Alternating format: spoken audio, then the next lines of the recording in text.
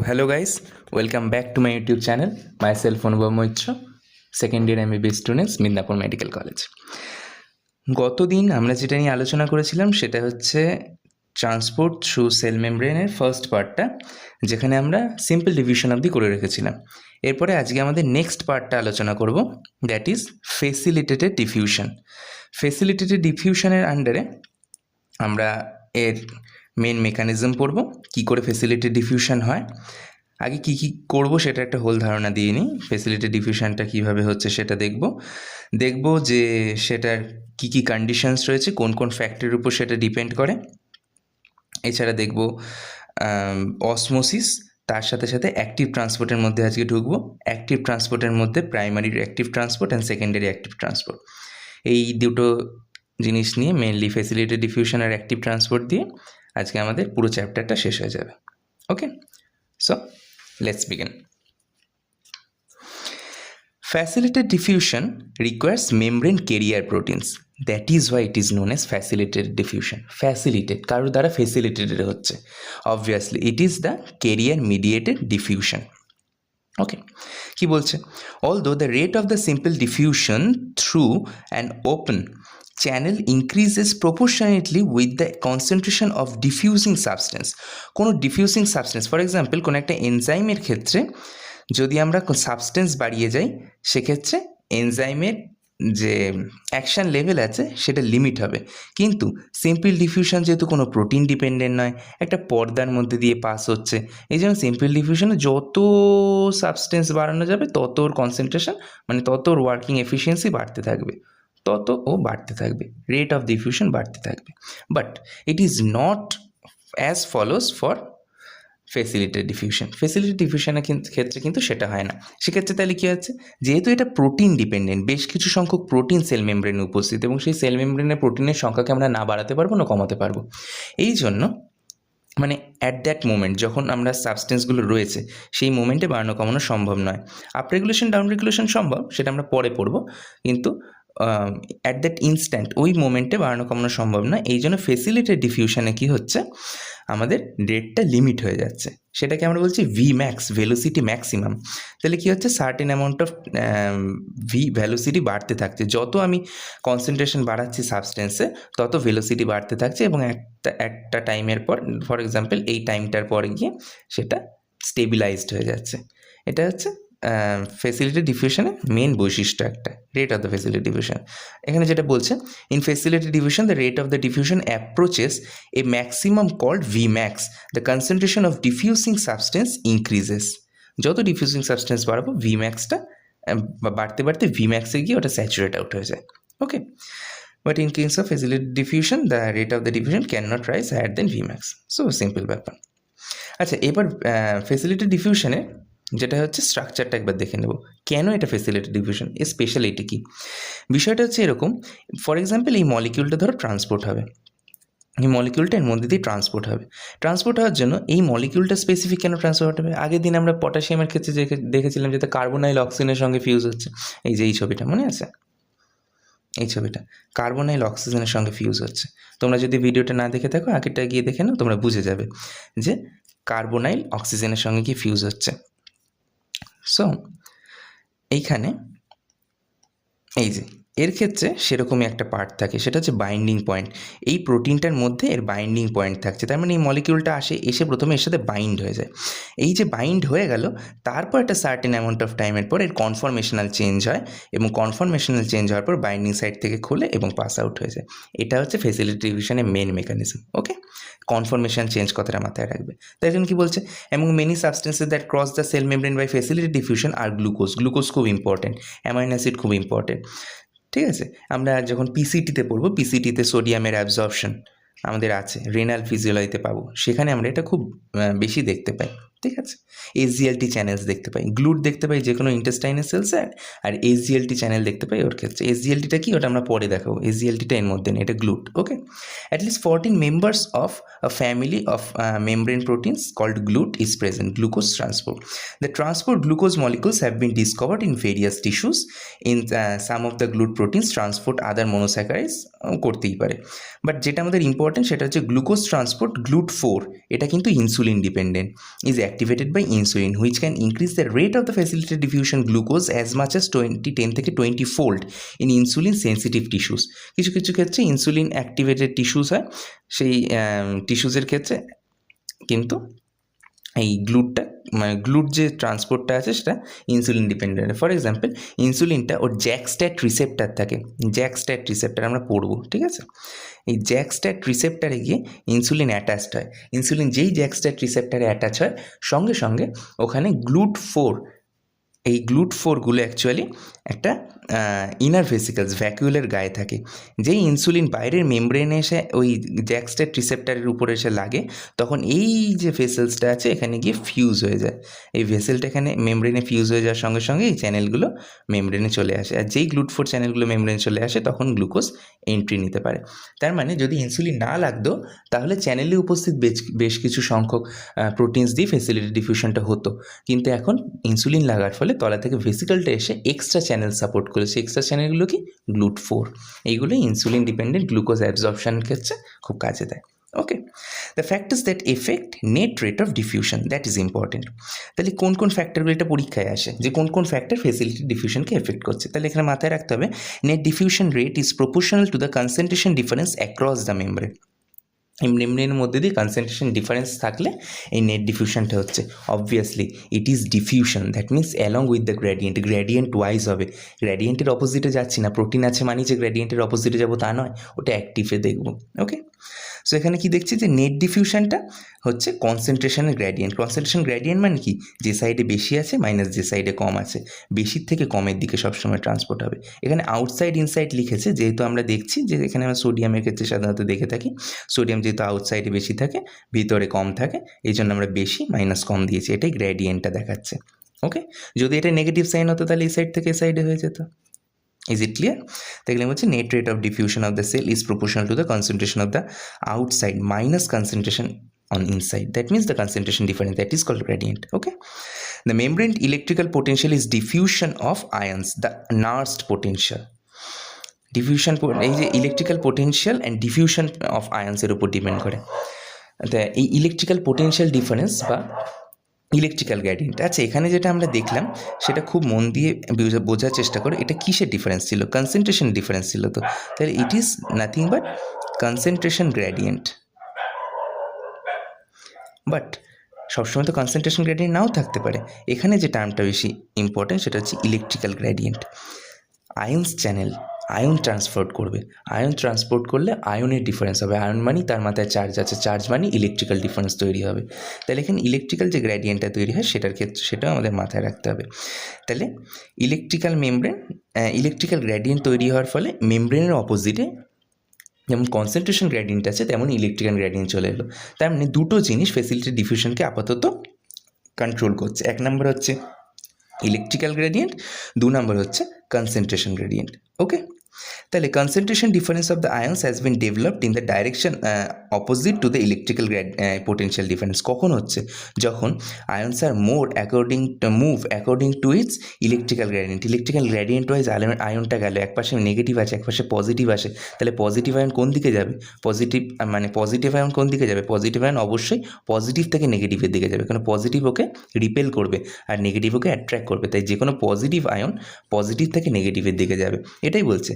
The ions move according to his electrical gradient, eventually creates concentration gradient. এবার এখানে দেখো, এইখানে অনেক রকম আয়ন্স ছিল, আয়ন্সগুলো কনসেন্ট্রেশন গ্রেডিয়েন্ট অনুযায়ী একদিকে গেল, এটা হচ্ছে কনসেন্ট্রেশন গ্রেডিয়েন্টের উপর ডিপেন্ড করে। এখানে দেখো, এখানে নেগেটিভ ছিল, এখানে পজিটিভ ছিল, নেগেটিভ আয়ন্সগুলো নেগেটিভ থেকে সরে গিয়ে পজিটিভের দিকে যেতে থাকলো, যেটা হচ্ছে ইলেকট্রিক্যাল গ্রেডিয়েন্টের জন্য। কিন্তু পজিটিভ দিকে যেতে থাকলে কি হবে? যেতে যেতে যেতে যেতে একটা সময় এলো যখন এক সাইডে নেগেটিভ আয়নের সংখ্যা বেড়ে গেল, দ্যাট মিনস কনসেন্ট্রেশন গ্রেডিয়েন্ট তৈরি হলো। এই কনসেন্ট্রেশন গ্রেডিয়েন্টটা তৈরি হওয়ার পরেই ও আবার আলাদা করে পুশ পাচ্ছে এপাশ থেকে উল্টো দিকে, কনসেন্ট্রেশন প্রেশার, যেটা হচ্ছে কনসেন্ট্রেশন গ্রেডিয়েন্টের প্রেশার। Is it clear? এই জন্য দুটো ফ্যাক্টর এখানে কাজ করছে। এখানে তাহলে কী ছিল? এখানে ইলেকট্রিক্যাল গ্রেডিয়েন্ট ছিল, ওকে, আর এখানে তৈরি হলো কনসেন্ট্রেশন গ্রেডিয়েন্ট। আমরা দুটো জিনিসের উপর ফোকাস করব। তাহলে কনসেন্ট্রেশন গ্রেডিয়েন্ট বোঝার জন্য তো আমরা দেখলাম যে এই ফর্মুলাটা কাজে লাগছে, বাট ইলেকট্রিক্যাল গ্রেডিয়েন্টের জন্য কোন ফর্মুলা কাজে লাগবে? ইলেকট্রিক্যাল গ্রেডিয়েন্টের জন্য আমাদের ইএমএফ ইন মিলিভোল্টস। এটা কোন ফর্মুলা? এটা হচ্ছে নার্স্ট ইকুয়েশন। ইএমএফ কাজে লাগছে, দেখো, মানে ইলেকট্রিক্যাল গ্রেডিয়েন্ট। এটা হচ্ছে নার্স্ট ইকুয়েশন। এই নার্স্ট ইকুয়েশনটা ফলো আউট হবে। এখন নার্স্ট ইকুয়েশনটা কী এবং এটা কি তাহলে মুখস্থ করতে হবে? কোনো দরকার নেই এটা মুখস্থ করার, কারণ আমাদের নেক্সট চ্যাপ্টারে গিয়ে এটাকে আমরা ইন ডিটেলসে পড়বো এবং ওখানে এক্স্যাক্ট ভ্যালু দিয়ে পড়বো নার্স্ট ইকুয়েশনে। অ্যান্ড অবভিয়াসলি তোমরা নার্স্ট ইকুয়েশনটা আগে কেমিস্ট্রিতে পড়েছো, ইলেকট্রোকেমিস্ট্রিতে পড়েছো, সুতরাং চাপ নেওয়ার কোনো দরকারই নেই। চলো পরেরটি আমরা চলে এসেছি, effect of a pressure difference across the membrane. তাহলে প্রেশার ডিফারেন্সটা কি? এতক্ষণ আমরা কনসেন্ট্রেশন গ্রেডিয়েন্ট পড়লাম, ইলেকট্রিক্যাল গ্রেডিয়েন্ট পড়লাম, এবার পড়বো প্রেশার ডিফারেন্স। তাহলে প্রেশার বলে কোনো একটা জিনিস হয়? অবভিয়াসলি এই প্রেশারটাই আমাদের অসমোসিসে কাজে লাগবে। আমরা দেখব the pressure in many capillaries is about 28 G greater inside that of the outside. ক্যাপিলারিতে, এই যে ক্যাপিলারি ব্লাড ভেসেলস, এর ভিতরের প্রেশার বাইরের থেকে বেশি হয় বলেই তো এখানের যত প্লাজমার ভিতরে গ্লুকোজ থাকে, যত নিউট্রিয়েন্টস থাকে, সেগুলো প্লাজমা থেকে এক্সট্রাসেলুলার ফ্লুইডসে আসতে পারে। নয়তো এক্সট্রাসেলুলার ফ্লুইডে আসবে কী করে? সেল অবধি পৌঁছাবেই বা কী করে, তাই না? তার মানে এখানে প্রেশার বেশি থাকতে হবে, এখানে কম থাকতে হবে, তবেই তো মেমব্রেনের মধ্যে দিয়ে পাস হবে। Is it clear? মেমব্রেন বলছি কেন? এখানে প্রশ্ন হচ্ছে, তাই তো এখানে ব্লাড ভেসেলস রয়েছে, তাহলে মেমব্রেন করতে গেলে এখানেও তো এন্ডোথেলিয়াল সেলস রয়েছে, এন্ডোথেলিয়াল সেলসের মধ্যে দিয়েও তো ওকে পাস আউট হতে হবে, তাই না? তাহলে এন্ডোথেলিয়াল সেলসের মধ্যে দিয়ে পাস হতে গেলেও তো ওকে এই মেমব্রেন ক্রস করতে হবে, আর মেমব্রেন ক্রসের জন্য তো এটুকু হবেই। ওকে, তাহলে এখানে একটা জিনিস যেটা important, the result is that increased amount of the energy is available to cause a net movement of molecules from the high pressure side towards the low pressure side. তাহলে আমরা নিশ্চয়ই প্রেশারের কোনো একটা ব্যাপার আছে। এইবারই ফিল্ডে নামবে অসমোসিস। তার মানে কি অসমোসিস কী বলতে চাইছে? অসমোসিস হচ্ছে সবথেকে সহজ একটা বিষয়। ভাই এতক্ষণ ধরে আমরা মলিকিউলসের যাতায়াত দেখেছিলাম, কোনো রকম সলিউটের যাতায়াত দেখেছিলাম, সলিউশনের মধ্যে সলিউট যাতায়াত করছিল, এবার দেখবো সলভেন্ট যাতায়াত করছে, কারণ আমরা সলিউটের যাতায়াতটাকে বন্ধ করে দিয়েছি। বলেছি সলিউট তুই তোর কনসেন্ট্রেশন ওয়াইজ এপাশ থেকে ওপাশে যেতে পারবি না, তাহলে কে যাবে? তোর সলভেন্টকে যেতে দিচ্ছি আমরা। এই সলভেন্টকে যেতে দেওয়ার যে পদ্ধতিটা, সেটাই হচ্ছে osmosis. Okay, that the most abundant substance that diffuses through the cell membrane is water, and water is always here as a solvent. Okay, that is the amount that normally diffuse the in the two direction is balanced so precisely that zero net movement of water occurs. Therefore the volume of cell remains constant. সেলের volume change হয় না। Concentration difference of water can develop across a membrane. এবার যদি sell মেমব্রেনের ভলিউমটা constant থাকে, তার মানে ওয়াটারের ভলিউমটা চেঞ্জ হচ্ছে কনস্ট্যান্টলি, ভিতর থেকে বাইরে ওয়াটার যাতায়াত করছে, এই জন্যই তোকে কনস্ট্যান্ট রাখতে পেরেছে। নাকি চেঞ্জ না হলে তো ভিতরের কখনো কোনো জিনিস তো বাইরেও যেতে পারতো না, বাইরে থেকে ভিতরে আসতে পারতো না, ওয়াটার তার সাথে যাতায়াত করছে বলেই তো হচ্ছে। এবারটা আমরা দেখবো সেখানে, the concentration difference for the water develop net movement of water does ochre across the cell membrane, causing the cell to swell and shrink water movement depending on the this direction process of net movement of water caused by a concentration difference of water is called osmosis. মানে এটা কি osmosis বলে? তার মানে water যদি এক পাশ থেকে আরেক পাশে যায় according to the concentration of water, এইটা মাথায় রাখতে হবে। According to the concentration of water, concentration difference of water, এটা ক্লাস 10-11 কোথাও বলা নেই কনসেন্ট্রেশন ডিফারেন্স। আমি ওই মনে রাখার চেষ্টা করতাম যে যার কনসেন্ট্রেশন বেশি সেই বেশি কনসেন্ট্রেশন থেকে কম কনসেন্ট্রেশনের দিকে যায়। তাহলে যেহেতু ওয়াটার কনসেন্ট্রেশন বেশি, তাই ওয়াটার বেশি কনসেন্ট্রেশন থেকে কম কনসেন্ট্রেশনের দিকে যাবে। Okay, so that is osmosis. এখানে বেশি হাতি ঘোড়া কিছু নেই, ওটাই বলা আছে নর্মাল অসমোসিস এক্সপ্লেন্ড। NaCl আর H2 সলিউশন দিয়ে ছোটোবেলা থেকে করে আসছে, কোনো সমস্যা হবে না। আর অসমোটিক প্রেশার, তাহলে অসমোটিক প্রেশার কি? একটা সার্টেন অ্যামাউন্ট অফ প্রেশার যেটা দিয়ে অসমোসিসকে থামানো হচ্ছে, that is called osmotic pressure. Okay, the amount of pressure required to stop osmosis is called osmotic pressure. মানে যে কোনো একটা দিকে দেবো প্রেশারটা, কোন দিকে দিচ্ছি দ্যাট ম্যাটার্স অবভিয়াসলি। এবার বলো, যে দিকে আমাদের প্রেশার বেশি, তাহলে সেই দিক থেকে, যেদিকে প্রেশার কম সেই দিকে ওয়াটার মলিকিউল যাচ্ছে, তাহলে যেদিকে প্রেশার কম সেই দিক থেকে যদি আমি একটা এক্সটার্নালি প্রেশার দিই, যেটা কি না অলরেডি এর মধ্যে যে প্রেশারটা আছে সেটাকে নিউট্রালাইজ করতে পারে, তাহলে আমাদের অসমোটিক প্রেশার, সেটা যেটা ব্যালেন্স করবে, যে অ্যামাউন্ট অফ প্রেশার দিলে সেটা ব্যালেন্স হয়ে যাবে, সেটাই হচ্ছে আমাদের অসমোটিক প্রেশার অবভিয়াসলি, এটাই। ওকে, তাহলে আমাদের এখানে দেখতে হবে importance of number of osmotic particles এখানে নাম্বার ইম্পর্টেন্ট, নট মাস, এখানে সেটাই বলছে। The osmotic pressure exerted by particle in a solution whether they are molecules or ions doesn't matter, তাদের একটা নাম্বার থাকলেই হলো, is determined by a number of particle per unit volume of the fluid, not by the mass of the particle. কোনো মাসের কোনো ব্যাপারই নেই। For example আমরা যে সূত্রটা পড়েছিলাম এককালে ওই আইডিয়াল গ্যাস চ্যাপ্টারে বা আদর্শ গ্যাস চ্যাপ্টারে, সেখানে আমরা দেখেছিলাম পিভি ইকুয়ালস টু এনআরটি। এই যে N is the mole, that is the number. এ তো গ্যাস কনস্ট্যান্ট, এটা টেম্পারেচার। এখানে পি ইজ প্রেশার, তাহলে pressure is dependent upon the number of the molecules, not the mass of the molecule. Okay, the reason for this that each particle in the solution regardless of its mass exerts an average the same amount of pressure against the membrane, same amount of pressure, যদি number same থাকে অবশ্যই প্রেশারও same থাকবে, কারণ P varies as an, আমরা দেখে আসছি অনেক দিন আগে থেকে। তো এটা কি কাইনেটিক এনার্জি দিয়েছে, হাফ এমভি স্কোয়ার, একদম প্রাইমারি লেভেল থেকে শেখা। Same for the molecules of any size, doesn't matter. আচ্ছা, এবার আমাদের দুটো টার্মের মধ্যে পার্থক্য বুঝতে হবে, সেটা হচ্ছে অসমোলালিটি অ্যান্ড অসমোলারিটি। আমরা মোলস, কনসেপ্ট অফ মোলস চ্যাপ্টারে কেমিস্ট্রির মোলালিটি আর মোলারিটির পার্থক্য দেখেছিলাম। এখানে অসমোলারিটি আর অসমোলালিটি মানে হচ্ছে same molality and molarity, but in a osmotically active solution, মানে অসমোটিক সলিউশনের মধ্যে আমরা দেখবো পার্থক্যটা। ঠিক আছে, নাথিং এলস। একটা অস জুড়ে বেশি কিছু মানে মহৎ কাজ করে ফেলেনি ওরা কেউ। ওকে, 1 osmol is 1 graph molecule weight of osmotically মানে osmotically active solution। কোন যে সলিউশনটা অসমোটিক্যালি অ্যাক্টিভ, যেটাকে অসমোসিস হচ্ছে সেই রকম কোনো সলিউশন। ওকে, 1 osmol ইউজ 1 গ্রাম মলিকুলার ওয়েট। এটা লক্ষ্য করো, 1 গ্রাম, আমরা কিন্তু মোলস বলছি না, এখানে গ্রাম দিয়ে হিসাব হচ্ছে, ওয়েট দিয়ে হিসাব হচ্ছে। আর ওয়েট দিয়ে হিসাব হলে আমরা জানি মোলালিটি হয়, আর যদি মোলস নাম্বার অফ মোলস দিয়ে হিসাব হয় তখন মোলারিটি। এক্ষেত্রে মাথায় রাখা উচিত NaCl যদি আজকে একটা সলিউশনে 1 অসমোল থাকে, NaCl যেহেতু ionic solution, purely ionic solution, ওটা যেই ওয়াটার সলিউশনে যাবে, সলিউশনের মধ্যে যাবে, আয়নিক সলিউশন বলি, ওটা আয়নিক কম্পাউন্ড হওয়ার কথা ছিল। আচ্ছা, আয়নিক কম্পাউন্ড, এই জন্য 1 অসমোল ভেঙে গিয়ে 2 অসমোল তৈরি করবে। ওকে, এ তো নর্মাল কনসেপ্ট। আচ্ছা, এক্ষেত্রে একটা জিনিস খুব ইম্পর্টেন্ট, সেটা হচ্ছে আমি তাহলে অসমোলের কনসেপ্টটা কি বলতে যাচ্ছে, a solution that has 1 osmole of solute dissolved in each kilogram of water is said to have an osmolality of 1 osmole per kilogram. That is important, 1 osmole solute per kilogram of water, এই জন্য 1 osmole per kilogram. ওকে, তাহলে যদি 1/1000 অসমোল হয় পার kilogram, তাহলে অবশ্যই 1 মিলি osmole per kilogram. ওকে, প্লাজমার ক্ষেত্রে যেটা হয়, প্লাজমার যে কনসেন্ট্রেশনটা সেটা হচ্ছে 300 milli osmole per KG of water. এটা হচ্ছে আমাদের প্লাজমা, যে হিউম্যান প্লাজমা আছে তার osmolality. Okay, osmotic pressure is 500 মানে 5500, 5500 mm পার Hg। এটা কততে?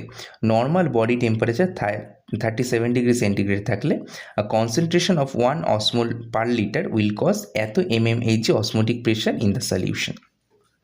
ওকে, আর এইটাই যদি আমরা বেস করে একটা ক্যালকুলেশন করি, তাহলে যেটা আসবে সেটা হচ্ছে 5500 mmHg আমাদের অসমোটিক প্রেশার প্লাজমা। ওকে, এবার চলে আসি আমরা মোলারিটি। অসমোলালিটি হলো এবার osmolarity. Osmolarity is the osmolar concentration expressed as osmoles per litre of the solution. কত osmole per litre of the solution, এই যে that is important, per litre, ওখানে পার কেজি ছিল, এখানে per litre. This is the difference between osmolarity and osmolality, আমরা পড়েছি না? Although strictly speaking it is osmoles per kilogram of water osmolality that determines osmotic pressure. তাহলে আমরা প্রশ্ন হচ্ছে, আমরা সব জায়গায় অসমোলারিটি মোলারিটি করি, তাহলে অসমোলালিটি কেন বলি না? কারণ এক্ষেত্রে আমরা দেখব সেম যে কেমিস্ট্রি অঙ্ক করতাম সেখানে আমরা অসমোলালিটিকে অনেক ক্ষেত্রে অসমোলারিটি ধরে নিতাম, কারণ অসমোলারিটি ক্যালকুলেশনের ক্ষেত্রে সুবিধা হয়। কিন্তু ক্লিনিক্যালি যদি আমরা থিওরিটিক্যালি দেখি, তাহলে osmolalities should be more important, but it is not true for calculations. Okay, less than 1% dilute সলিউশনসের ক্ষেত্রে অসমোলারিটি আর অসমোলালিটি সেম হয়ে যায়। আমাদের বডি প্লাজমার ক্ষেত্রে সেটাই হয়, কারণ আমাদের বডির ক্ষেত্রে সেটাই ম্যাক্সিমাম কেসে, because it is far more practical to measure osmolarity then osmolality. Okay, measuring osmolarity is usually practice in physiological studies. We all know that. তাহলে এইখানে আমাদের ডিফিউশন শেষ হলো, ফেসিলিটি ডিফিউশন শেষ হলো এবং ডিফিউশন শেষ হলো। ওকে, এবার শুরু করা যাক active transport of substances through the membrane. Active transport, কোনো একটা কাজ অ্যাক্টিভলি করা মানে হচ্ছে সেখানে অ্যাক্টিভলি করা মানে এনার্জি দেওয়া। আমরা প্রচুর এনার্জি দিয়ে কাজটা করব, এনার্জি কনজিউমিং। আর এনার্জি কনজিউমিং মানে ওটা আমরা কিছুর বিরুদ্ধে করছি, প্রকৃতির নিয়মের বিরুদ্ধে করছি। তার মানে এখানে প্রকৃতির নিয়ম কি? Concentration gradient. আমরা কনসেন্ট্রেশন গ্রেডিয়েন্টের বিপরীতে করছি। তার মানে some molecules required to be larger outside and smaller inside. মানে কিছু কিছু মলিকিউল আছে যেটা লার্জার আউটসাইড স্মলার ইনসাইড। মানে আমরা চাইছি যে বাইরে যেন ওটা বেশি থাকে, আমরা চাইছি যেন ভিতরে কম থাকে। সেই মলিকিউলটা হচ্ছে সোডিয়াম। তাহলে সোডিয়ামকে আমি বাইরে বেশি রাখতে চাইছি, ভিতরে কম রাখতে চাইছি, কারণ নয়তো অ্যাকশন পোটেনশিয়াল তৈরি কী করে হবে? সোডিয়াম যদি বাইরে থাকে তখনই তো সোডিয়াম লিকি চ্যানেল খুলে গেলে, সোডিয়াম ভোল্টেজ গেটে সোডিয়াম চ্যানেল খুলে গেলে সোডিয়াম হু হু করে ভিতরে ঢুকে আসবে। আর যদি সোডিয়াম বাইরে বেশি না থাকে তখন তো আর সোডিয়াম ঢুকতে পারবে না। এই জন্যই আমাদের সোডিয়ামকে বাইরে রাখার প্রয়োজন আছে। এই জন্যই এনার্জি রিকোয়ার্ড পাম্প তৈরি করা হয়েছে সেলে, যাতে সোডিয়াম বাইরে থাকতে পারে। ওকে, সেলের মেকানিজমটা এই জন্য এরকম। When a cell membrane moves molecule or ions uphill against a concentration gradient or uphill against the electrical or pressure gradient, the process is called active transfer. We all know that. নতুন করে এখানে বলার কিছু নেই। তাহলে এই active transport কবে আগে বিভক্ত? প্রাইমারি আর সেকেন্ডারি। তাহলে প্রাইমারি অ্যাক্টিভ ট্রান্সপোর্ট আর সেকেন্ডারি অ্যাক্টিভ ট্রান্সপোর্ট, এটার আবার কী পার্থক্য দেখা যাক। In primary active transport the energy is derive directly from the breakdown of adenosine triphosphate, that is ATP, or some other high energy phosphate compound. Other high energy মানে কি? GTP হতে পারে, সিএএমপি আমরা দেখব। তাহলে জিটিপি হতে পারে, cAMP হতে পারে, এটিপি তো বলেই দিলাম। এই সমস্ত হাই এনার্জি যে ফসফেটগুলো আছে, সেই ফসফেটগুলো ব্রেকডাউনের মাধ্যমে যদি আমরা এনার্জি পেয়ে থাকি এবং সেই এনার্জি দিয়ে যদি অ্যাক্টিভ ট্রান্সপোর্ট হয়, সেই অ্যাক্টিভ ট্রান্সপোর্টটাকে প্রাইমারি অ্যাক্টিভ ট্রান্সপোর্ট বলছে। ঠিক আছে। In secondary active transport the energy is derived secondarily from energy that has been stored in form of ionic concentration differences of secondary molecular or ionic substances between two sides of the membrane created originally by primary active transport. সোজা কথায় primary active ট্রান্সপোর্টের ফলে যে মেমব্রেনে concentration ডিফারেন্সটা আমি তৈরি করলাম, for example sodium potassium ATPase দিয়ে আমি বাইরে সোডিয়াম ঠেলে দিচ্ছি, ভিতরে পটাশিয়াম এনে দিচ্ছি, সোডিয়ামকে বাইরে রাখছি এবং পটাশিয়ামকে ভিতরে এনে দিচ্ছি। এর ফলে বাইরে সোডিয়ামের কনসেন্ট্রেশন বেড়ে যাচ্ছে, ভিতরে পটাশিয়ামের কনসেন্ট্রেশন বেড়ে যাচ্ছে। বাইরে সোডিয়ামের কনসেন্ট্রেশন বেশি, ভিতরে সোডিয়ামের কনসেন্ট্রেশন কম। সোডিয়ামের এই কনসেন্ট্রেশন গ্রেডিয়েন্টের মধ্যে থাকা একটা পোটেনশিয়াল এনার্জি, ওকে কাজে লাগিয়ে যদি কখনো কোনো ট্রান্সপোর্ট সিস্টেম অ্যাবল করে বা ট্রান্সপোর্ট সিস্টেম কাজ করে, তখন তাকে আমরা বলবো সেকেন্ডারি অ্যাক্টিভ ট্রান্সপোর্ট। ওকে, মানে আগে থেকেই যেটা প্রাইমারি অ্যাক্টিভ ট্রান্সপোর্ট তৈরি করে রেখেছে সেটার উপর বেস করে যদি কোনো আবার অ্যাক্টিভ ট্রান্সপোর্ট হয়, সেটাকে আমরা বলবো সেকেন্ডারি অ্যাক্টিভ ট্রান্সপোর্ট। এটা হচ্ছে মেন গল্প। সো এখানে ওটাই বলেছে। আর যেটা খুব ইম্পর্টেন্ট সেটা হচ্ছে structure. The carrier protein is a complex two, মানে সোডিয়াম পটাশিয়াম এটিপিএস সম্বন্ধে বলা হচ্ছে, তার স্ট্রাকচারটা খুব ইম্পর্টেন্ট, পরীক্ষায় চলে আসে। Okay, the carrier protein is a complex two separate globular protein, দুটো গ্লোবিউলার প্রোটিন দিয়ে তৈরি, larger one called alpha sub unit with a molecular weight of 1,00,000 and a smaller sub unit of beta sub unit a molecular weight of 55,000 মাত্র। A smaller protein is not known except that might anchor the protein complex in the lipid membrane. The larger protein has 3 specific features. মানে এই যে এখানে একটা larger protein আছে, দেখো এই যে বিশাল প্রোটিনটা, এটা হচ্ছে আলফা যেটা 1,00,000, এটা হচ্ছে বিটা যেটা মাত্র 55,000। তাহলে এই আলফা এই বিটা, তাহলে বিটাটা লোকে ভাবে যে বিটালটা ধরে রাখে, কারণ বিটাটার কাজ সেরকমভাবে এখন আবিষ্কার হয়নি। আলফাটার কী কাজ? মেন কাজটি আলফাটাই বাইরের দিক থেকে পটাশিয়াম বাইন্ডিংয়ের জন্য, কটা পটাশিয়াম বাইন্ড হচ্ছে? 2টো, তার মানে পটাশিয়াম বাইন্ডিংয়ের জন্য 2টো জায়গা থাকবে। আর ভিতরে সোডিয়াম বাইন্ডিং কটা হচ্ছে? 3টে, তার মানে ভিতরে সোডিয়াম বাইন্ডিংয়ের জন্য 3টে জায়গা থাকবে। মালটা অ্যাকচুয়ালি এরকম দেখতে হয়। তার মানে বাইরে পটাশিয়াম 2টো জায়গায় বাইন্ড হবে, সোডিয়াম 3টে জায়গায় বাইন্ড হবে, তারপরে কনফরমেশন চেঞ্জ হবে, সোডিয়ামকে বাইরে ঠেলে দেবে, পটাশিয়ামকে ভিতরে এনে দেবে। এই হচ্ছে মেকানিজম। আর এখানে থাকে একটা এটিপিএস এটিপি ভেঙে দিচ্ছে। তো এখানে আমরা দেখব যে 3 binding site for sodium inside আর হচ্ছে 2 binding site for potassium on the outside. Okay, inside portion of the protein near the sodium binding site has adenosine triphosphate. এখানে এটিপিএস অ্যাক্টিভিটি, এটিপিএস, এটা এই জন্যই এর নাম সোডিয়াম পটাশিয়াম এটিপিএস, এটিপিকে ভাঙছে। Okay, a chemical and conformational change in the protein carrier molecule. এখানে মনে রাখতে হবে কেমিক্যাল চেঞ্জ হচ্ছে, কনফরমেশনাল চেঞ্জ হচ্ছে। 1 নম্বর কেমিক্যাল চেঞ্জ হচ্ছে, 2 নম্বর কনফরমেশনাল চেঞ্জ হচ্ছে।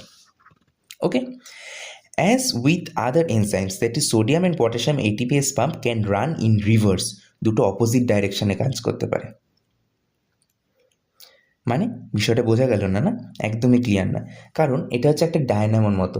আমি কোনো একটা ইলেকট্রিক্যাল মোটরে ইলেকট্রিক দিলাম, একটা মোটর আছে, মোটরের মধ্যে এপাশ থেকে ইলেকট্রিক দিলাম, এপাশে আমি ওয়ার্ক পাবো।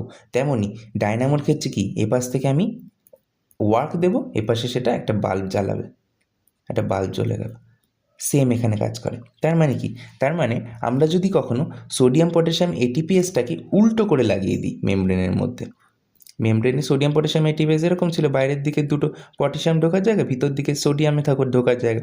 এবার যদি কখনো আমরা এটাকে উল্টো করে লাগিয়ে দিই, ভিতরে থাকে, আচ্ছা এটা আমি এখানে এঁকেই দেখাই ছোট্ট করে, এই সাইডটা আমাদের নর্মালি কী থাকে, এটা নর্মাল কেস, যেখানে আমাদের বাইরের দিকে দুটো পটাশিয়াম অ্যাটাচড হওয়ার জায়গা, ভিতর দিকে 3টে সোডিয়াম অ্যাটাচড হওয়ার জায়গা, আর সাথে একটা জায়গা যেখানে এটিপিটা ভাঙে।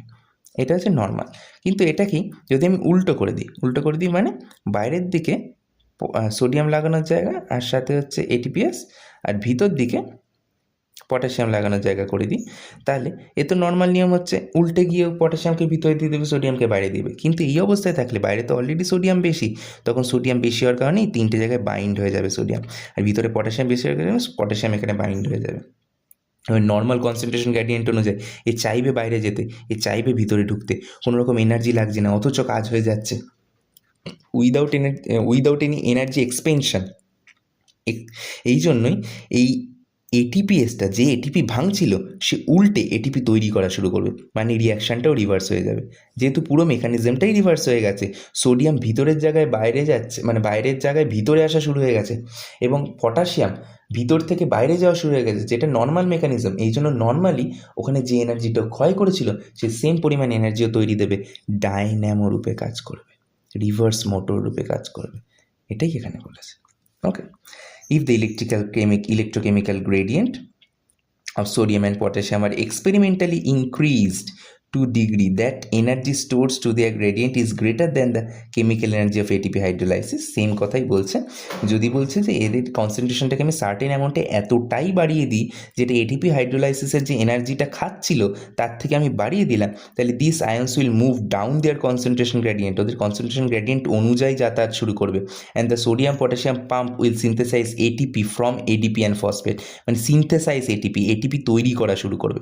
এতক্ষণ এটিপি ভাঙছিল, এবার সিনথেসাইজ এটিপি তৈরি করা শুরু হবে। এখানে একটা খুব ভালো, আচ্ছা আমার একটা স্বভাব আছে যে আমি যখনই কোনো কনসেপ্ট খুব ভালো লাগে সেটার পাশে একটা সুন্দর করে হার্ট এঁকে দিই। আমার ম্যাথসের ক্ষেত্রে আমি এটা করতাম, আমার খুব ভালো লাগে করতে। যাই হোক, the relative concentration of ATP, ADP and phosphate as well the electrochemical gradient for sodium and potassium determine the direction of enzyme reaction, কোন দিকে কাজ করবে। মানে আমরা বলছিলাম না কি, এনজাইমটাকে যদি উল্টে দিই, এটা সবসময় আমরা তো উল্টাতে পারবো না সেলের ক্ষেত্রে, তাহলে আমরা কী করে, আমি এটা বোঝানোর জন্য বলেছিলাম যদি উল্টে দিই, কিন্তু অ্যাকচুয়ালি কী হয়, অ্যাকচুয়ালি এদের কনসেন্ট্রেশনটা উল্টে যায়। আমি যদি এর কনসেন্ট্রেশনটাকে কখনো উল্টে দিই, আমরা যদি ভিতরে এটিপির জায়গায় ভিতরে এডিপি দিয়ে দিই, আমরা যদি কখনো ভিতরে পটাশিয়াম বেশির জায়গায় ভিতরে সোডিয়াম বাড়িয়ে দিই, বা বাইরে পটাশিয়াম কম হওয়ার জায়গায় আমি বাইরে পটাশিয়াম বাড়িয়ে দিলাম, এরকম যদি কিছু করে থাকি তখন পুরো পাম্পটাই উল্টো কাজ করবে।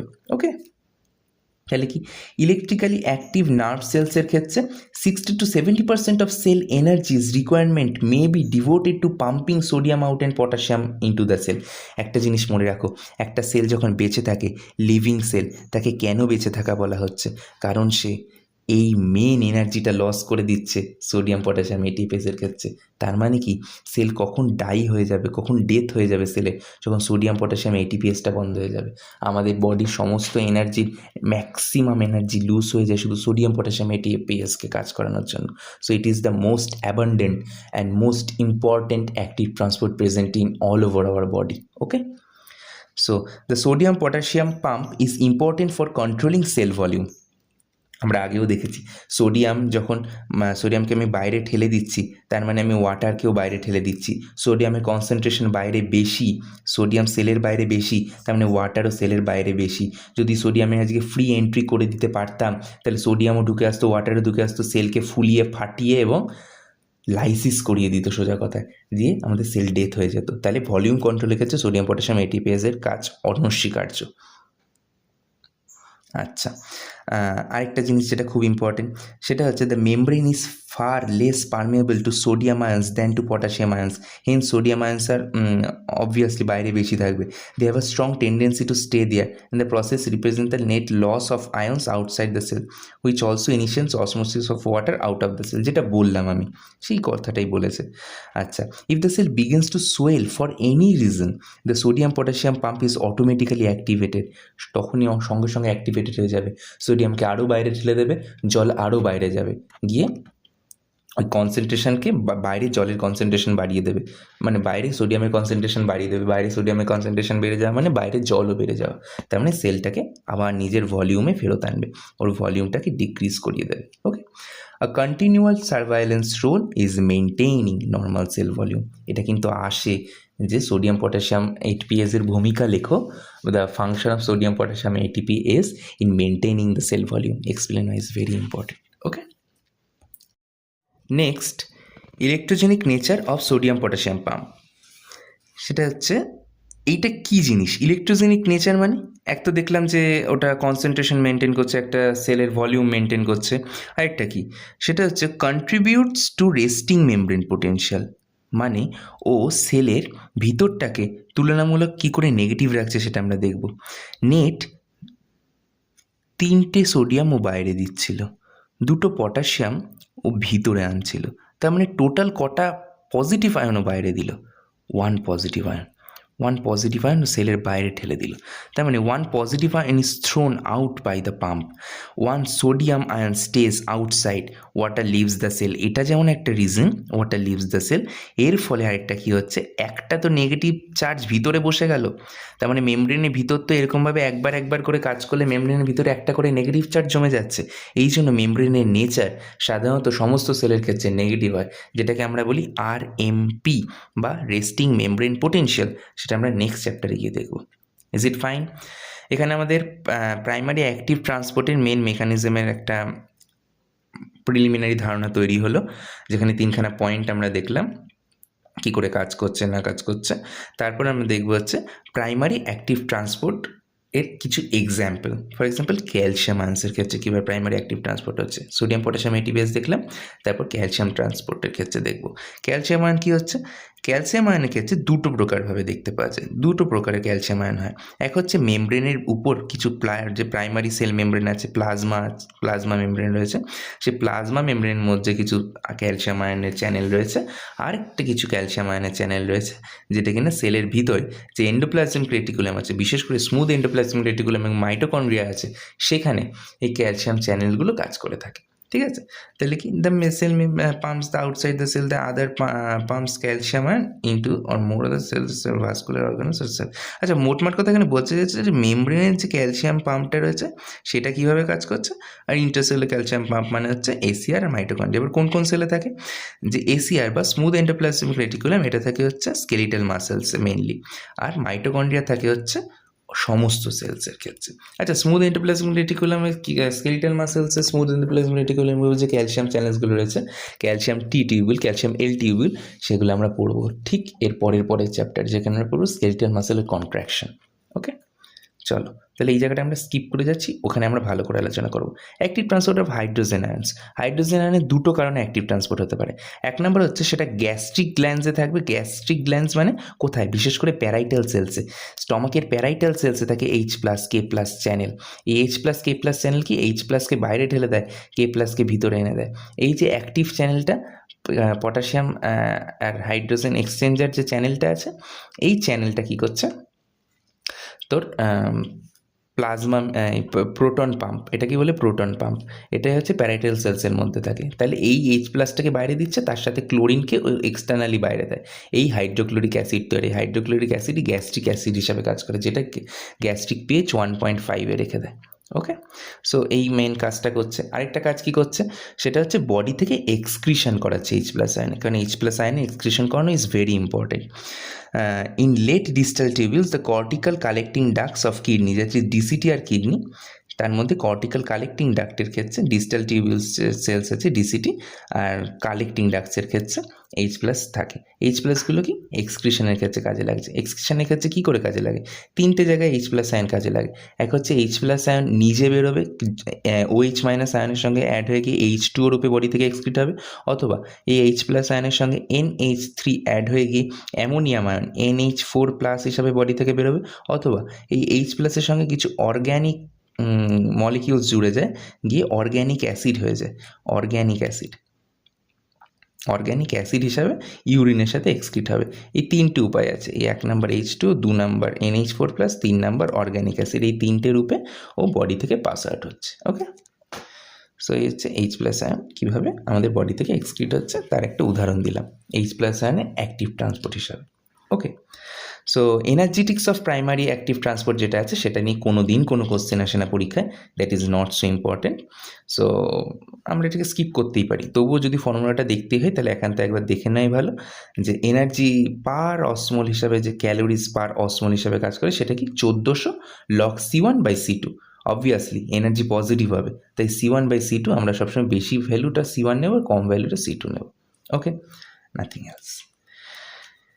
আচ্ছা, এবার সেকেন্ডারি অ্যাক্টিভ ট্রান্সপোর্টে আমরা চলে আসবো। নাও স্টার্টিং সেকেন্ডারি অ্যাক্টিভ ট্রান্সপোর্ট। ভিডিওটা অলরেডি অনেক লম্বা হয়ে গেছে, সেকেন্ডারি অ্যাক্টিভ ট্রান্সপোর্টটা আমরা নেক্সট ভিডিওতে আলোচনা করে দেবো। ওকে, থ্যাংক ইউ। আজকে প্রাইমারি অ্যাক্টিভ ট্রান্সপোর্ট অবধি থাক, সেকেন্ডারি অ্যাক্টিভ ট্রান্সপোর্টের আর কিছু ছোট্ট পার্টস বাকি আছে, সেটা নেক্সট ভিডিওর মধ্যে খুব কম সময়ের মধ্যে হয়ে যাবে, ওটা থার্ড পার্টে। ওকে, চলো সবাই ভালো থেকো, সুস্থ থেকো, গুড বাই।